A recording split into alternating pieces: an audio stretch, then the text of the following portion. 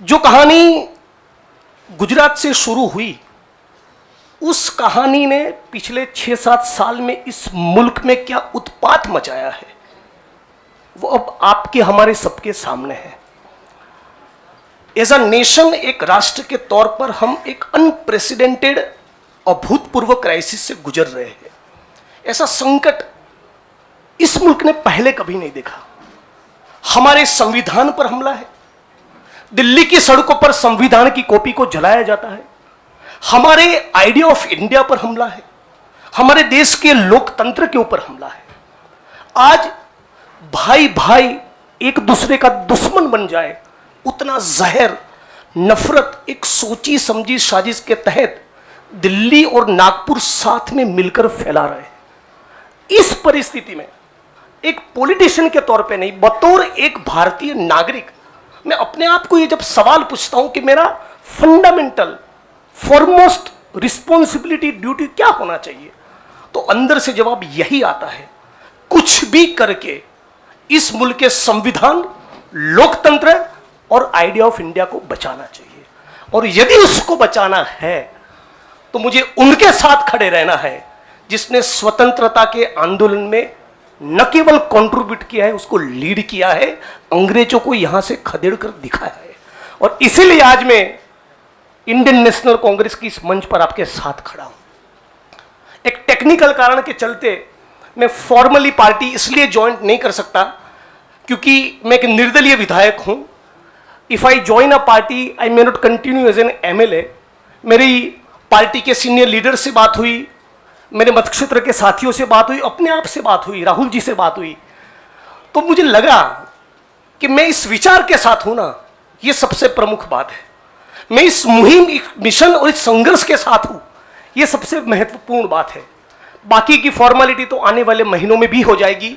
और राहुल जी ने भी कहा कि वो जो पर्चा भर के सदस्य लेने की बात है वो तो कल भी कर लेना, अभी अपने मत क्षेत्र के लोगों के साथ खड़े रहो। तो मैं फॉर्मली नहीं लेकिन इस विचार के साथ आज जुड़ चुका हूं और 22 का चुनाव में कांग्रेस के सिंबल से ही लड़ूंगा, उसके सारे कैंपेन्स का हिस्सा रहूंगा। और गुजरात के संदर्भ में आज साथी हार्दिक हमारे बीच में मौजूद है, तब कहना चाहता हूं कि आज राष्ट्रीय स्तर पे जो हो रहा है वो सब कुछ हम लोग गुजरात में देख चुके हैं, झेल चुके हैं। आप सभी पत्रकार साथियों के बीच में बड़ी चिंता के साथ ये कहना चाहता हूं, हमारी पार्टी ने इस मुद्दे को उठाया है कि 3000 किलो का ड्रग्स 15-20 लाख बेरोजगार युवा को नशे की चुंगाल में फंसाने के लिए अदानी के एयरपोर्ट पर उतर रहा है। आज जब महंगाई और बेरोजगारी उसके चरम सीमा पर है, तब गुजरात और देश की बेरोजगार युवाओं को रोजगार देने के बजाय ये फांसीवादी ताकतें चाहती है कि रोजगार तो ना मिले, उनको नशे के हवाले में झोंक दिया जाए।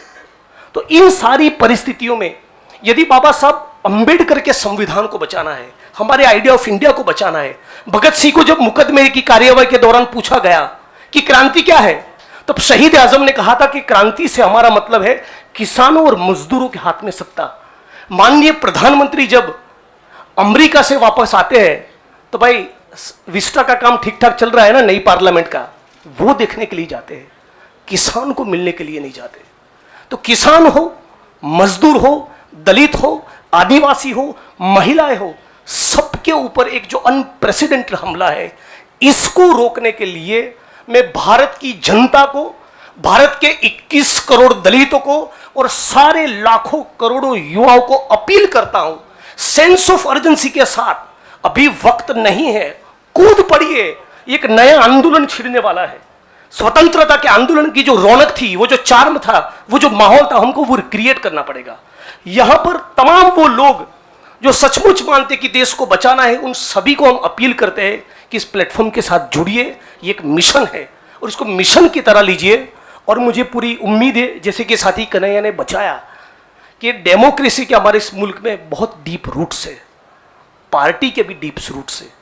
तो साथ में मिलकर हम लोग लड़ेंगे, संघर्ष करेंगे और इस मुल्क को बचा पाएंगे। आप तमाम साथियों का मैं दोबारा स्वागत करता हूं और दोबारा इस प्लेटफॉर्म के माध्यम से पूरे देश की जनता को अपील करता हूं, सेंस ऑफ अर्जेंसी के साथ तुरंत जुड़िए। एक बहुत जबरदस्त माहौल हम लोगों को खड़ा करना चाहिए। मैं साथी हार्दिक, कन्हैया और दूसरे यंगस्टर्स के साथ पूरे देश में हम लोग जाएंगे और हजारों लाखों युवा इस प्लेटफॉर्म में जुड़े, आईएनसी के साथ जुड़े, कांग्रेस पक्ष के साथ जुड़े, इसके लिए लग जाएंगे। आप तमाम साथियों का शुक्रिया।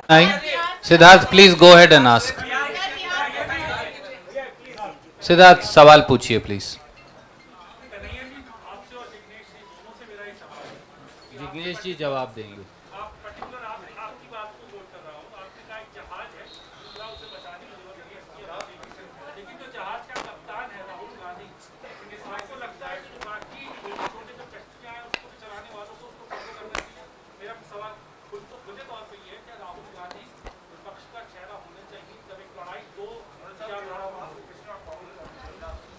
विपक्ष का चेहरा तो मीडिया भी होना चाहिए।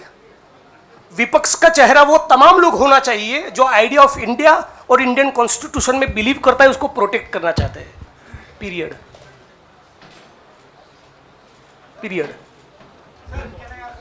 Thank you. I have to see, it's been over an hour. बहुत सारे साथी अलग अलग दोनों से बात करना चाहते हैं। I am going to wind up this press conference. Thank you so much.